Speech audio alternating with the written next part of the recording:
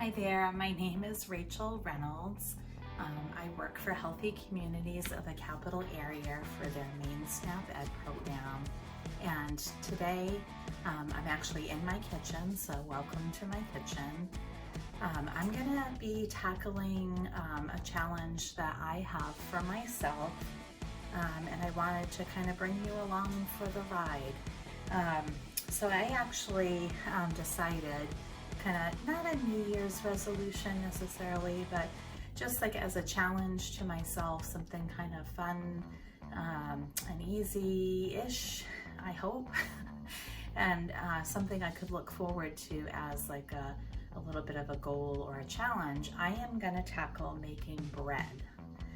Okay, so bread has been pretty popular over the last couple of years in terms of people like learning to make their own bread and doing like sourdough starter and all that kind of thing. But I have really avoided it just because in the past my experience with making bread has not been so great. In fact, I actually consider making bread to be like my nemesis in the whole thing. But I think after a little bit of thought, I have figured out that the reason I struggle so much with making bread is the part around kneading it and letting it rise, and the length of time that it takes, and really having the patience and also the skill to knead it enough without kneading it too much. Because when I've made bread in the past, basically what winds up happening is I get impatient and I wind up getting all the way through the process, and my bread is fit to be a doorstop. So to solve that problem, I did like a little bit of kind of poking around online, and I found something that I think will work for me. And this is called a peasant bread, or like a sticky no knead bread. Okay, so I have gotten ready basically to make that today. So I just started off obviously by washing and sanitizing all my counters. I washed my hands really well. I went through and I picked out all of the ingredients and things that I would need to get through making this. And I also preheated my oven to 425. The process itself is going to take a little while because the bread does need to rise, but I have the oven preheated anyway because it needs to rise like in a warmish kind of space. And I'm going to use that time while I'm waiting for it to rise to actually work on cooking my dinner. So I'm going to make like a spaghetti squash for dinner. So I use that time while the oven is on to do that. But in any case, the recipe calls for 4 cups of unbleached all-purpose flour, or AP flour, 2 teaspoons of salt, 2 teaspoons of sugar, 2 teaspoons of yeast, and 2 tablespoons of like a room temperature butter or margarine or that kind of thing. And the butter or margarine is just for greasing the bowls, okay? So I don't even think you need that much. But I have everything ready. So I have my flour, my sugar, my salt, I have my yeast, and I also have 2 cups of lukewarm water. Okay, so I'm gonna go ahead and get those kind of measured out and into my bowl. Doing the flour, salt, sugar, and yeast first, and then at the end I'm gonna put in the warm water to go ahead and activate the yeast. Okay, so and hopefully I won't get flour everywhere. So I have 1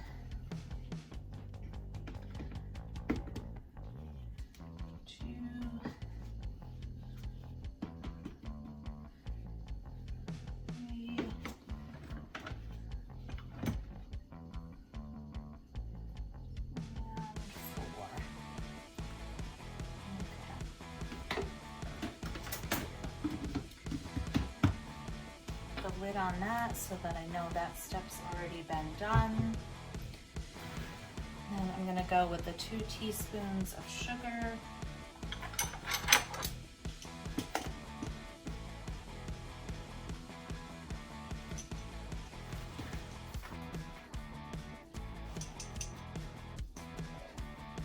Okay, and then I wanna go with the 2 teaspoons of salt.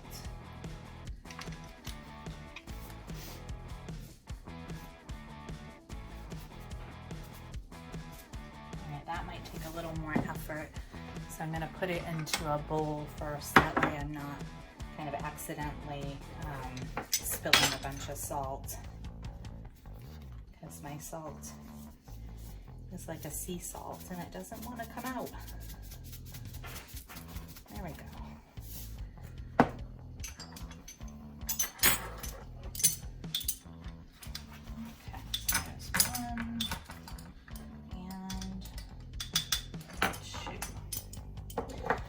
Does seem like a bit much, but this actually makes like 2 separate loaves, so I don't think it's too bad. Okay, so I got the sugar, got the salt, got the flour, and then I have it calls for like an instant or like fast acting yeast, and I had picked these up back a ways, thinking that I would want to try again to make bread, and lo and behold, I did.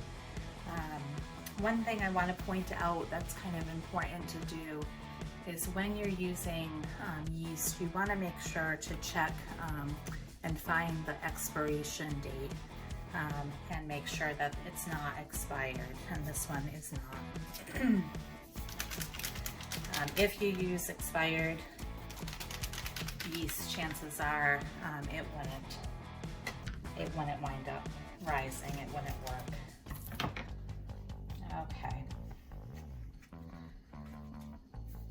get that in there.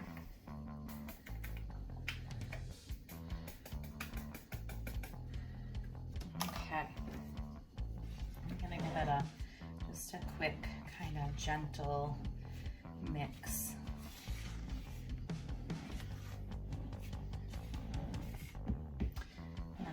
Add my 2 cups of warm water. You want to make sure it's just warm. You don't want it to be hot. If it's hot, it will actually kill the yeast, but it does need to be warm to kind of help activate the yeast.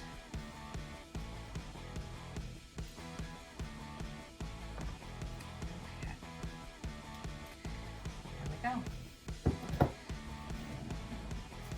Now this is going to be, from what I saw, a very, very sticky dough, and that's okay. It is actually has it right in the name that it's a sticky, no knead dough, so sticky is fine.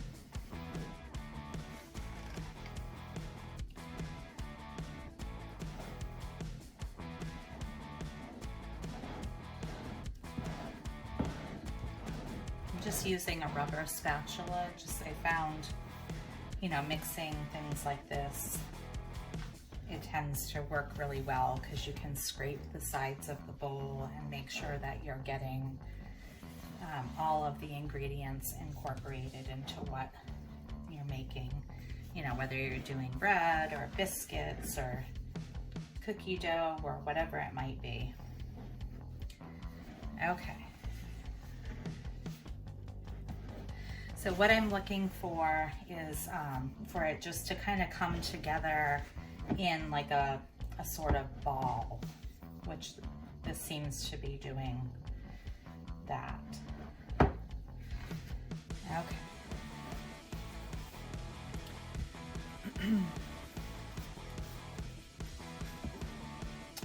I think I got everything mixed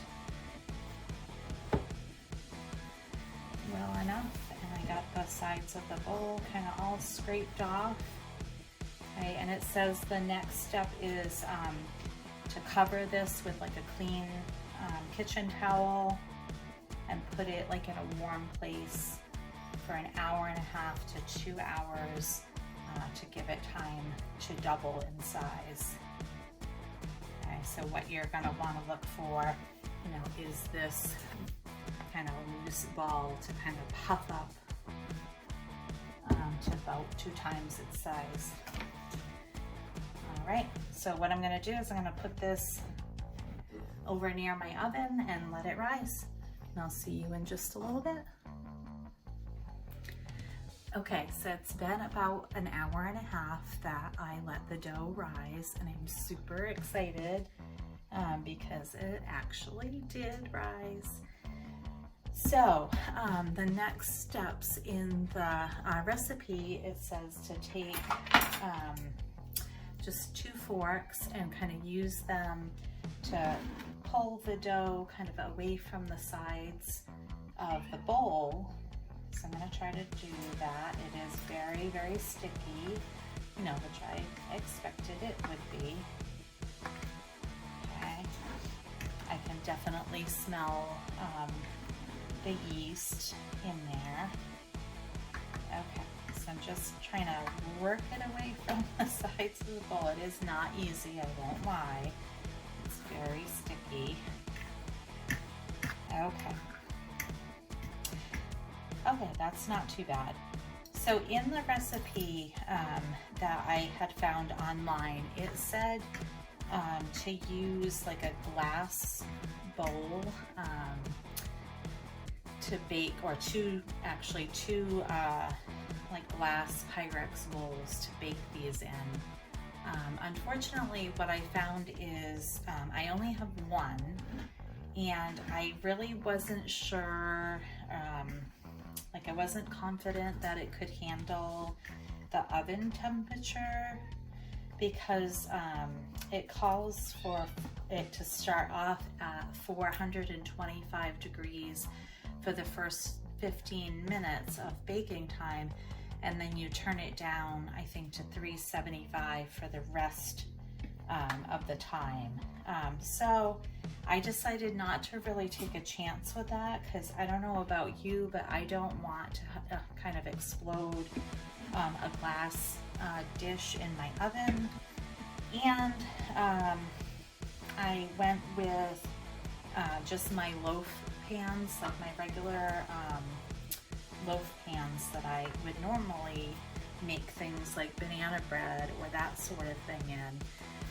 So what I did was I actually took the butter. I did not use nearly what they said, but I just took like a paper towel with some butter and kind of greased the inside of the pan, and then I took a little bit of flour and I floured the pan. And the thought behind that is the butter helps the bread not stick to the pan when it's done, so it'll help you get the bread out of the pan, but the flour gives the dough something to kind of rise up or cling to as it's rising and cooking in the oven. So that's my theory. We'll see how that works out. So I have in the bowl kind of loosely divided this really, really sticky dough, and now I'm going to try my best to sort of wrestle half into each of these loaf pans. It's okay. Yeah, sure. That's working pretty good. Now, I don't have any like really big expectations about the loaves really looking pretty or anything like that. They're not like an artisan bread type of thing, so I don't expect them to look pretty, but just like bread is my hope. I'm more worried about how they taste than how they look, if that makes sense. Okay, so let me get that in there. Okay, so I got most of it out. There is like a little bit of dough kind of left in the bottom of the bowl.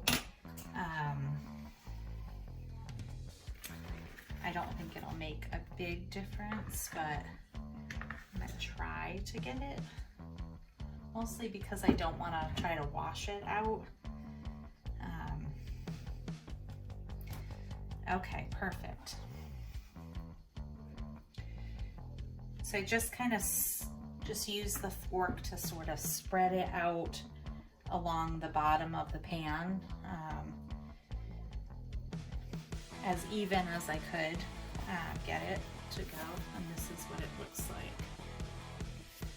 Okay, so the next instruction said to cover it again and put it back in the warm place, so I'm going to put it back over near my oven and let it rise again for about 15 minutes. And then I'll put it in the oven and cook it at the 425 for 15 minutes, turn it down to 375, and cook it for probably another 15 to maybe 18 minutes after that. The cook time could get changed a little bit just because I'm using a metal pan rather than a glass baking dish. So I'll have to kind of keep an eye on it, but we'll see how that goes, and I will show you when it is done. All right, so I let the dough rise again on the top of my oven for about 15 minutes or so in the little loaf pans, and then I put it in the oven and let it cook for the first 15 minutes on 425, and then I turned it down to 375, and I didn't quite leave it in for the rest of the time. I checked it probably about maybe 20 minutes into it, and it looked good to me, so I went ahead and took it out. So the cooking it in the metal loaf pans did make a little bit of a difference, but not really too much. Let it cool for a few minutes because I want to go ahead and taste test it. I did get it out of the loaf pan fairly easy. The first loaf popped right out. The second loaf stuck in just like one little spot. As you can see, it's nice and brown and kind of crisp on the outside. And then when I cut it open, you can see that it's fully cooked all the way through. You know, and nice on the inside. It didn't rise up quite as much as I expected, but that might have been due to the type of pan that I used, so who knows. But here comes the true test. Okay, so